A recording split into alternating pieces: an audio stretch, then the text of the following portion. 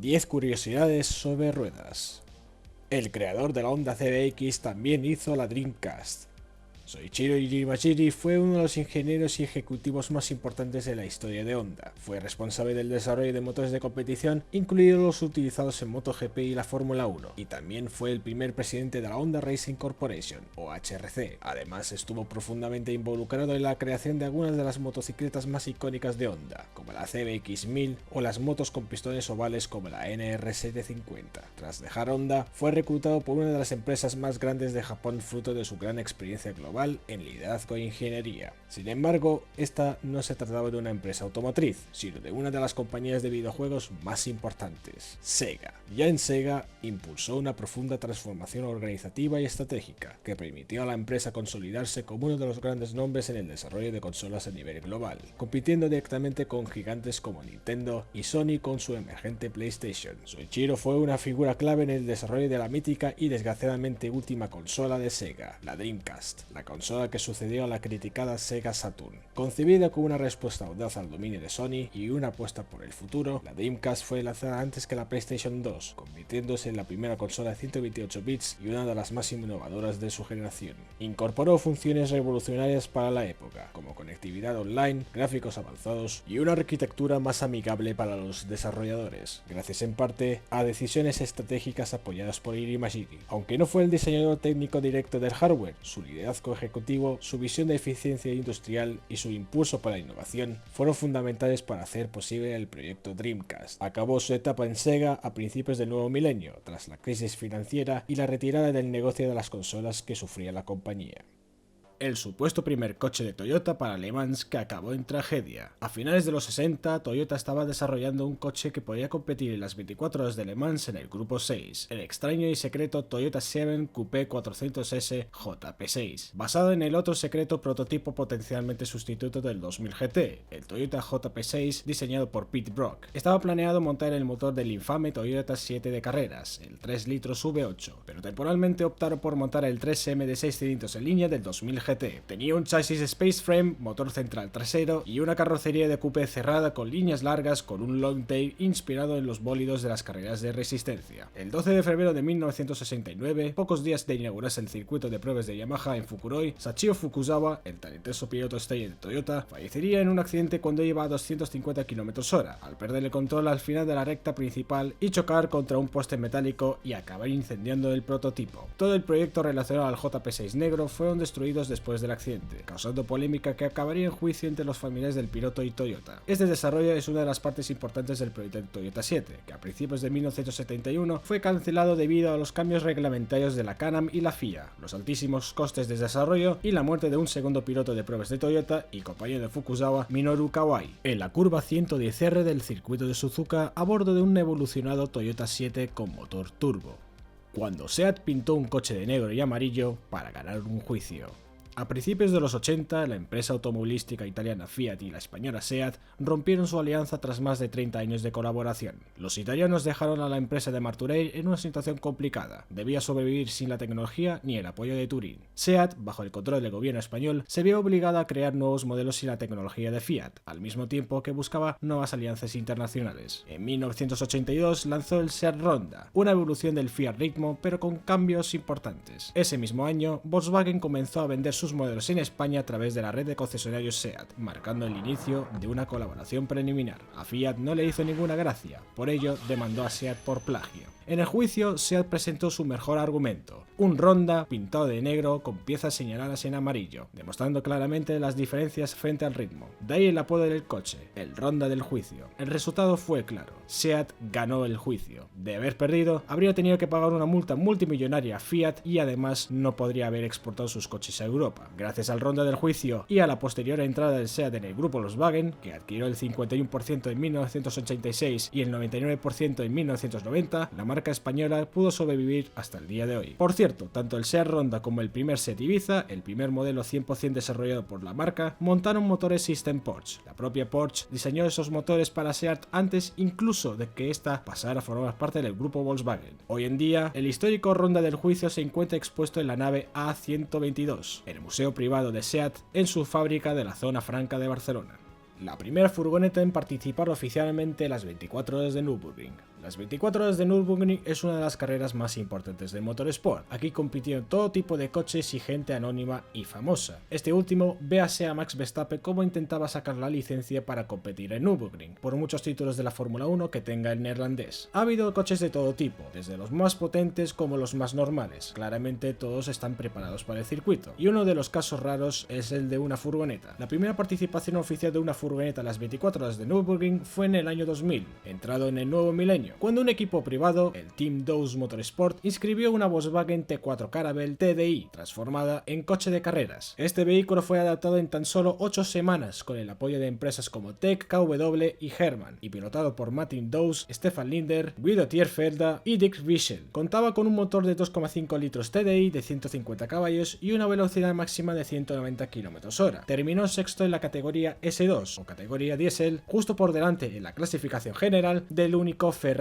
de la parrilla, un F355. Su participación marcó un hito al ser la primera furgoneta en competir en este evento. A día de hoy sigue siendo una leyenda desconocida en las 24 horas del infierno verde. Camiones con el eje trasero levantado en Brasil. En Japón encontramos camiones con un estilo propio conocido como los de Kotora. En la India y Pakistán existen los Horn Please y el Truck Art respectivamente. En Brasil y otros lugares de Latinoamérica también existe un estilo particular que no solo destaca por su estética, sino también por su practicidad. Se llama traseira alta en portugués. Son camiones a los que se le modifica la suspensión para elevar el eje trasero y planchar, entre comillas, el delantero, lo que a simple vista les da una forma de cuña. Estas modificaciones se logran principalmente mediante ajustes en las suspensiones neumáticas, el uso de ejes auxiliares levantados, incluso cambios en el escape para modificar el sonido del motor y hacerlo más fuerte, conocido como som de camiao. Además suelen añadirse accesorios llamativos como llantas y retrovisores cromados, todo tipo de luces LED y otros detalles estéticos. Existen varias interpretaciones sobre el origen de este estilo. Algunos creen que sirve para evitar robos en carretera, ya que al estar más alta en la parte trasera resulta más difícil subirse al tráiler en movimiento. También se menciona que elevar la parte trasera permite nivelar el reparto de peso en subidas pronunciadas, comunes en las carreteras de Brasil, otorgando cierta estabilidad incluso en curva. Lo más probable es que, más allá de su funcionalidad, se haya popularizado por dar un estilo único y extravagante a los camiones. Brasil fue pionero en introducirlo, pero la tendencia se expandió rápidamente a países como Argentina, Paraguay y Chile. Sin embargo, este estilo es controvertido, ya que a muchos lo consideran inseguro, especialmente en descensos o en caso de colisión trasera. La trasera alta es un estilo polémico, incluso prohibido en algunos lugares, pero que simboliza el espíritu creativo y rebelde de la cultura camionera brasileira y latinoamericana. En Brasil, los modelos más usados para estas modificaciones suelen ser Scanias, Volkswagens y Mercedes-Benz de cabina más alargada, diferentes a los Mercedes europeos más compactos.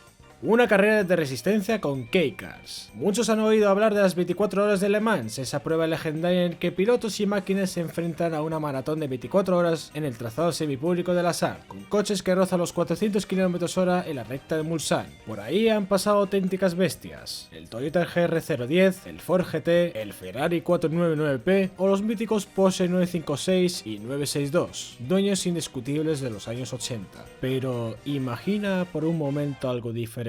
Un Porsche 962 en miniatura, rodando durante 10 horas no en Francia, sino en Japón. Y no está solo, lo acompañan decenas de pequeños coches tan compactos que parecen de juguete, pero listos para la batalla. Bienvenidos al K4 GP, la carrera de resistencia más pintoresca de Japón. Los K-Cars son parte inseparable de la vida japonesa, diminutos, ligeros y limitados por estrictas normas de tamaño, cilindrada y potencia. Nacieron para resolver los problemas del espacio en las ciudades y hoy son los vehículos más vendidos del país. Pero cuando los sacas de la jungla urbana y los lanzas a un circuito durante horas y horas, ocurre algo mágico. El simpático Suzuki Alto Works se convierte en un guerrero incansable, el Honda M-Box en un corredor inesperado, y entre ellos surgen creaciones únicas, réplicas en miniatura de bólidos legendarios como el Porsche 962 o el Toyota 7. Algunos equipos incluso llevan la extravagancia al extremo. Hay un Porsche 935 con 6 ruedas, un auténtico Frankenstein, inspirado en el mítico Tyrrell el P34 de la Fórmula 1.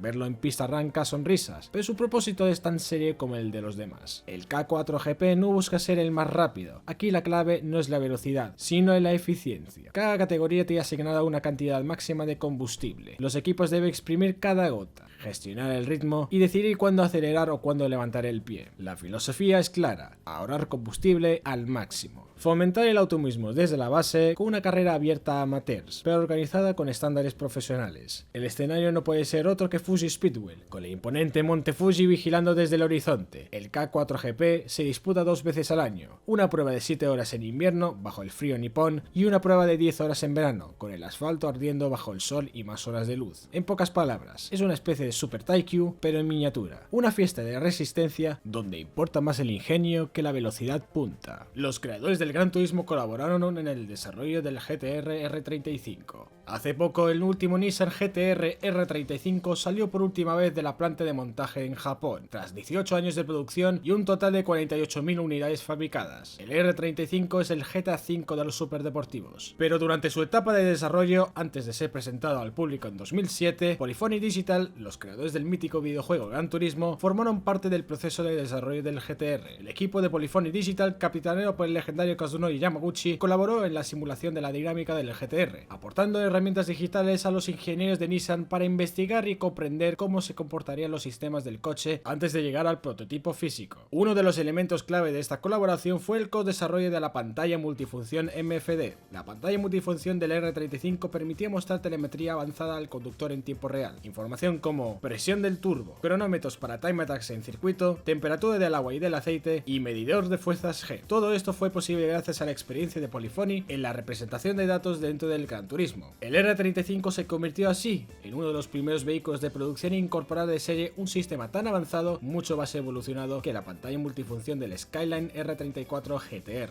Desde su presentación en 2007, el GTR debutó en el mundo digital a través del Gran Turismo 5 Prologue y el Need for Speed Pro Street, dos de los primeros videojuegos en incluirlo. Gracias a esta colaboración, Nissan y Gran Turismo estrecharon aún más su alianza, aprovechando los videojuegos como plataforma para promocionar la marca y sentando las bases de lo que más tarde sería la GT Academy, un programa en el que jugadores de Gran Turismo podrían demostrar sus habilidades en la PlayStation y, con suficiente talento, convertirse en pilotos reales de Nissan. Vehículos pick-up indios con gigantescos altavoces haciendo acrobacias. DJ Pickup. Eres un indio que vive en un lugar como Jaipur y te gustaría celebrar una fiesta o ayudar a un familiar a organizar una boda por todo lo alto. Para ambientar la fiesta con música, la mejor solución es un DJ Pickup. En la India, especialmente en lugares como el estado de Rajasthan, los DJ Pickup son vehículos tipo pickup modificados para usarse en eventos como altavoces móviles. Están equipados con luces LED de colores, diseños llamativos que a menudo incluyen imágenes de actrices de Bollywood, enormes y potentes altavoces, pantallas y modificaciones en la suspensión, como sistemas de suspensión neumática que les permitan hacer caballitos, saltos y otras acrobacias espectaculares y a veces peligrosas. Además, para alimentar el sistema eléctrico que hace funcionar los altavoces, las luces y otros elementos, suelen instalar uno o incluso dos generadores diésel, normalmente en la parte delantera del vehículo, ya que el consumo es mucho mayor que el que puede soportar la batería original. Estos generadores son casi imprescindibles para usar un DJ Pickup de forma autónoma en lugares remotos sin problemas de energía. Más allá del estruendoso sonido que producen sus altavoces, sus acrobacias al ritmo de la música son una de las señas de identidad más reconocibles de estos vehículos. Los pickups más utilizados por los DJs son los Mahindra Bolero, uno de los todoterrenos más populares de la India, conocido como la Toyota Hilux de Hindustan, un vehículo funcional y fiable fabricado en la India. Aunque existe cierta controversia legal por el uso de estos vehículos, principalmente por su falta de seguridad vial y auditiva, siguen siendo ampliamente aceptados por la sociedad, ya que se consideran un elemento esencial de entretenimiento en celebraciones y festividades. El primer coche coreano que casi participó en las 24 horas de Le Mans. Hoy todos hablamos del Genesis, la marca de lujo de Hyundai, que se prepara para competir en el Campeonato Mundial de Resistencia de la FIA y enfrentarse a las míticas 24 horas de Le Mans. ¿Será la primera marca coreana en correr oficialmente la prueba más legendaria del automovilismo? O tal vez no,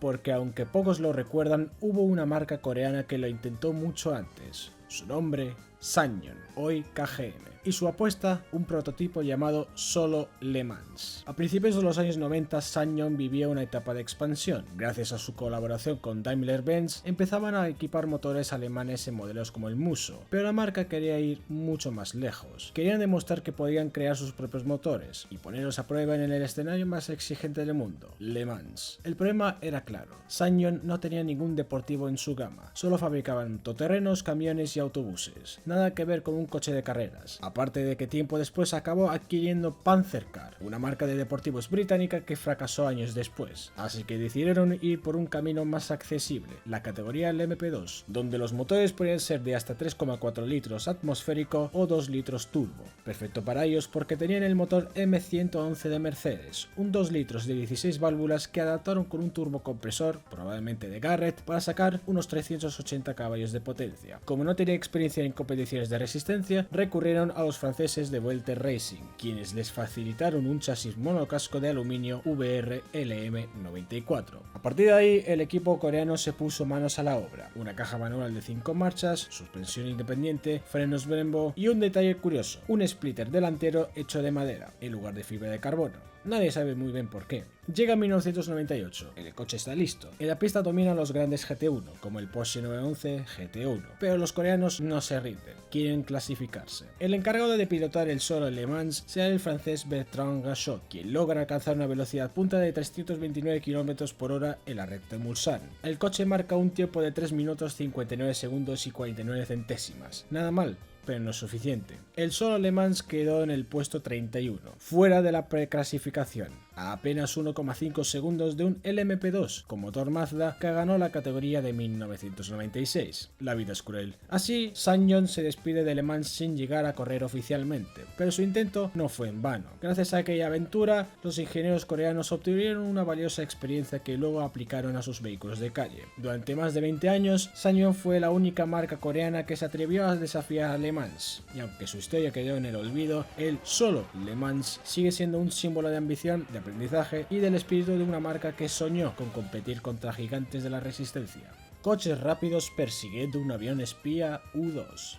El avión, esos pájaros metálicos que surcan los cielos y son capaces de recorrer largas distancias llevando personas, mercancías y muchas cosas más. Los hay desde los más convencionales hasta los más experimentales, ya sea para uso civil o militar. Y la aeronave, que es coprotagonista de esta sección, pertenece a ese último propósito, aunque es un poco especial. Un avión militar espía. El legendario Lockheed U-2 Dragon Lady, un avión de inteligencia estadounidense de la Guerra Fría, capaz de fotografiar y recabar información secreta desde el aire, sobrevolando zonas altamente peligrosas como la Unión Soviética. Gracias a su diseño con alas esbeltas pero anchas, puede volar a unos 21.000 metros, mucho más alto que cualquier aeronave convencional, cuyo techo de vuelo ronda los 12.000 metros. Así evitaba los sistemas antiaéreos, hasta que uno de los U-2 fue derribado en 1960 y su copiloto capturado. A día de hoy, esta aeronave sigue operativa, incluso décadas después de su fabricación. ¿Por qué os estoy contando esto? Porque hay una pequeña particularidad que lo relaciona con los coches. Te mencioné antes que las alas del U-2 son muy anchas. Eso se debe a que necesita volar muy alto para fotografiar sin problemas. Pero tienen una desventaja: es difícil de aterrizar. Al despegar depende de unos ruedines que se colocan en las puntas de las alas y permiten un mejor rodaje. También sirve para evitar que se balancee hacia un lado durante el taxi y el despegue. Pero al aterrizar depende de un segundo piloto de U-2 que monitoriza a qué distancia del suelo está la aeronave, ya que desde la cabina principal la visibilidad es muy mala en esa fase. Ese segundo piloto no está dentro del avión, sino en un coche que lo persigue por la pista, a escasos metros del U-2 y a una velocidad aproximada de 200 km/h, el Chase Car. Para poder seguir un avión mientras se aterriza, necesitas un coche lo suficientemente rápido para alcanzarlo, observar el aterrizaje y comunicarle al piloto del U-2 su altura respecto al suelo. Al principio, en los años 50 solían usar rancheras como los Ford County Squire, con mejoras en el motor. Usar un vehículo familiar permitía tener espacio suficiente para poder guardar los trenes de aterrizaje desmontables, pero a medida que pasaron las décadas optaron por vehículos mucho más rápidos. Algunos fueron el Chevrolet El Camino, el Camaro, el Ford Mustang, incluyendo versiones policiales, los Pontiac G8 y GTO, los Dodge Charger y, actualmente, en algunas bases aéreas también utilizan los modernos y eléctricos Tesla Model S. Pero también hubo casos curiosos, coches usados como Chase Car, como el Alfa Romeo Stelvio y el BMW M2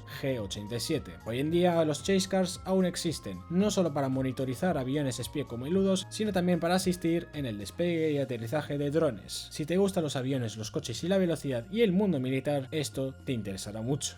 Espero que os haya gustado este vídeo, dale a like, suscríbete y recordad, chicos y chicas, coche del día, BMW Serie 1 F40.